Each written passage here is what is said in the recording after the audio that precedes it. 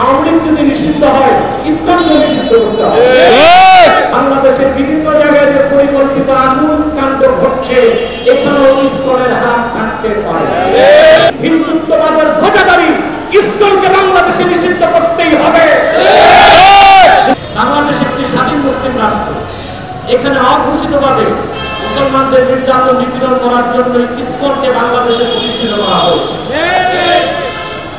আমরা দেখি উগ্র হিন্দুত্ববাদে যারা বিশ্বাসী, আরএসএস সদস্য, ইসকন সদস্য, মুসলিম মেয়েদেরকে ধর্ষণ করাকে তারা তাদের ধর্মীয় একটি পুণ্যময় কাজ মনে করে থাকে।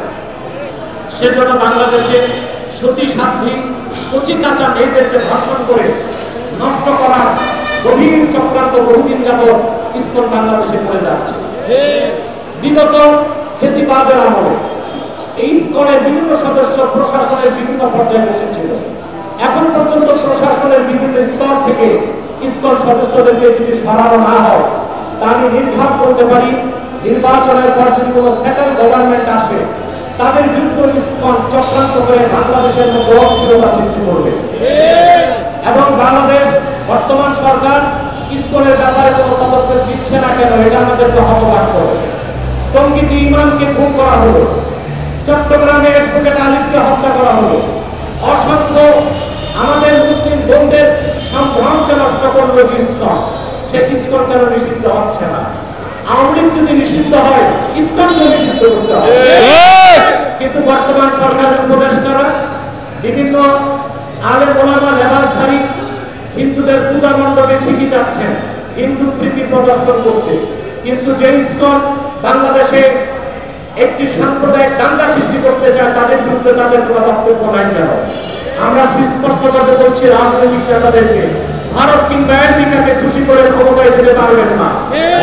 যদি যেতেও পারেন, ক্ষমতায় টিকতে পারবেন না।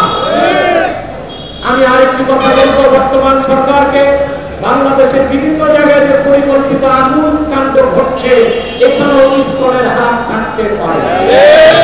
আজকের এই মানববন্ধন থেকে বর্তমান সরকারকে বলবো, ইসলামের শত্রু, মুসলমানের শত্রু, বাংলাদেশের স্বাধীনতার শত্রু হিন্দুত্ববাদের ধ্বজাধারী ইসকনকে বাংলাদেশে নিষিদ্ধ করতেই হবে।